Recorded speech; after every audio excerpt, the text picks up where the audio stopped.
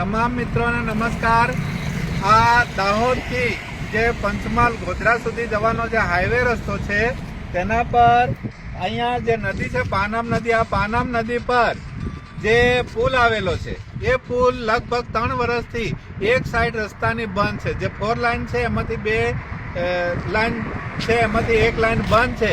તો એના કારણે ઘણા બધા એક્સિડન્ટો પણ થયા છે, બાઇકો વાળાના થાય છે, 4 વ્હીલના થાય છે।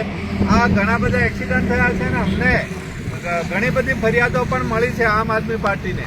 તો મારી આ ભાજપની સરકારને એ હું કહેવા માંગુ છું, એમની પાસે એ માંગ છે કે આ બ્રિજ તાત્કાલિક બિસ્માર હાલતમાં છે એને તાત્કાલિક શરૂ કરે અને 15 દિવસમાં આ કામગીરી પૂરી કરે।